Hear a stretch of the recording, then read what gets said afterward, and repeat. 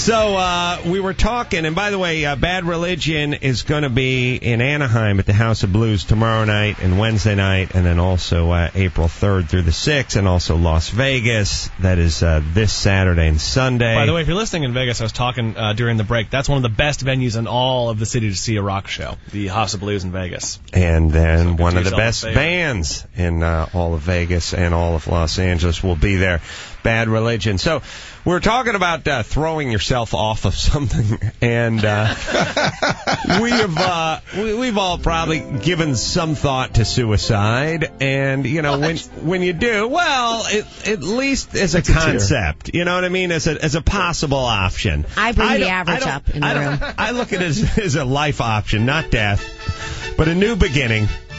As one chapter ends, a new one of nothingness opens. But you think about it and you think, I'd probably go for some pills or some carbon monoxide or something that didn't involve having me do something that my body reflexively would not want me to do. Right, like drowning. Yes, standing. You can't kill yourself by holding your breath. You will gulp for air. And I saw a study. There was that movie that came out, a documentary came out a couple of years ago, where they set up a camera, outside of the Bay Bridge or the Golden Gate Bridge, and they just documented how many people tossed themselves off the Golden Gate Bridge. And there were a few survivors, which, by the way, it's got to be one of those mixed things. Do you bring it up at the party or don't you? You're hitting on a chick. Maybe you make it into a dive. Suicide chump. Right. I do it into somebody tried to commit suicide. I went in after them and survived. That's good. I tried to do a double backflip off the Golden Gate Bridge. Yeah. The story from the 3 or 4 people that actually survived the plunge was the second I left the railing, I thought it was a bad idea. Yeah. And that's why I don't want to kill myself by jumping off a bridge, because they literally said the second they stepped off of the bridge, they wished they were back on the bridge. Now, you guys are smart. Is that a self-preservation endorphin rush, or do you really feel like, wow, I shouldn't have killed myself? That's both. That's instinct. You think it's both? Instinct kicks in first of like, this is a bad idea. Right. You know you're going to... Well, you also know it's going to hurt. It's the battle between vanity and instinct, really. Yeah. And you're doing... Everything leading up to that second was because you needed the attention that you didn't get. Mm-hmm. And then when you took the step, all the social and emotional things go away, and it's just your central nervous system saying, what the hell are you doing? See, like what you were saying with the pills and the carbon monoxide, that's that show of jumping off a bridge, that's the I'll show you kind of flamboyant way to go out. Right. There's a lot of look at me. Well, you teach evolutionary biology. Do any other animals kill themselves? No. Whales. Well, what about when you hear about porpoises and lemmings and things like that? That's a mistake. What you hear about those are stories written by humans. Really? And we tend We're anthropomorphizing. Right, we try to attach a human emotion to what... We tend to project... How about the gay animals that my gay friends are so interested in? There are some gay animals. The bobos or whatever they're called. Bonobo. Bonobo. I have a dog who rapes my sofa pillow twice a night. That doesn't mean it's a good idea for you, though, does it? No, I think gender issues are characteristically human also. They don't know that they're doing it with another male. Yeah, I don't think they know whether they're male or female. They're so horny. It could be a chick, could be a dude, could be a knothole. It doesn't matter. But it is safer for many animals to live in pairs. And many do, right? Like birds. Mm-hmm. Yeah, I mean, the monogamous you don't want to talk about that, because the overwhelming majority of sexual species are very much polygamous. Right. They got to spread the seed. Enough with the morning seed. And it's not, oh, by the way, may I have sex with you? No, I'm going to rape you. And by the way, what's your sister doing this afternoon? Almost any. And the problem with that, of course, is that most female animals have limited number of reproductive cells known as eggs, and most males have an unending supply throughout their life. So. Now, as somebody who's engaged now, do you feel it's a natural state for humans to be monogamous? Do you struggle with this? That was a nice little segue. I think you just need to fill it up. Answer the question. I'm curious. As a musician, we're going against our own biology. What you're really saying is, as a professional, not as a musician, but as a professional biologist. Yeah. Mm-hmm. You're an odd combination of both. Do these facts somehow interfere with my ability to have a monogamous relationship? Mm-hmm. Let's think about that for a minute.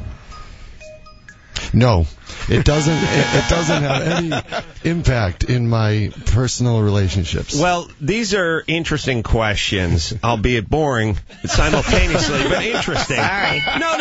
I'm very interested in this because the name of the band is Bad Religion. Greg and Jay are both here. They're well educated, and I ate dinner Saturday night. I'm an atheist, and I ate dinner Saturday night with a guy who basically said, well, I'm not a big religious guy either, but we do need it to keep society in order. And I said, I don't know that we do.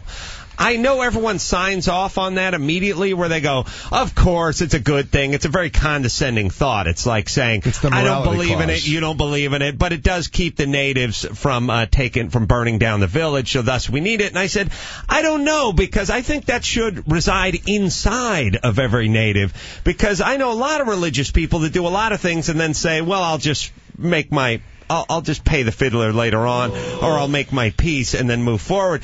I don't know. What do you guys think about this? And it's the same sort of question. It does come back to biology in a certain way. This is more interesting? Well, you're right. Do we need to create a giant man in the sky to stop us from raping our neighbors' wives, or is that something that we should know inherently is wrong? Well, first of all, it's a myth to say that it's kind of a condescending myth to say that, the little people need religion. Agreed. But we educated people don't need it. So I don't buy that. Your friend at the dinner table who was saying that. Religion, I think, is a natural outcome of any social group, so it doesn't matter if you have a bunch of people living together, they need to believe in something, and they usually come up with something. You can see that in the variety of religions that we have on the planet today. So I suggested that when you're a child, your God were your parents. In that, when you were 5 years old, you thought your daddy would take care of you. If somebody broke into the house to do harm to you, your daddy would beat them up. If you got sick, your mommy would make it better. They would feed you, they would clothe you, and so on and so forth. At a certain point, you realized, wait a minute, my dad's a puss. Right. And if somebody breaks into this house, they're going to kick the crap out of him, and then they're coming for me. Thus, God was sort of created. The morality gauge was Santa Claus. Be good, you'll get presents. Right. And so this imaginary fictional character was just replaced with another be good. And so the hypothetical... Some people say, that, which I disagree with, by the way, that if there was no God, there would be no hope. Right. And this is, again, a very simplistic way of looking at human nature and saying that if we don't have something to hope for, our society is doomed. Well, societies haven't been doomed for as long as mankind has been around, but they certainly have been a lot different than the one we're living in. Yeah. So it's the fear of the inevitable. I also say it's built into the fabric of every human being to take care of their kids, to not kill their neighbors. We wouldn't be here. We wouldn't made it billions of years if it wasn't just woven into our DNA to take care of your kid. When your kid is born, you don't need God to tell you to take care of your family or not kill your neighbors. Right. Yeah, but you can't use that argument very easily, because then we're back to what we were saying earlier. Then you can justify polygamy as well, saying, well, it's built into our sex cells that males have an unending supply that they need to spread as widely as possible. Females have a limited supply, and they need to be very choosy and very Mormons careful. tried to work that in. They did a really decent job, because you know where they lost it was with the underwear.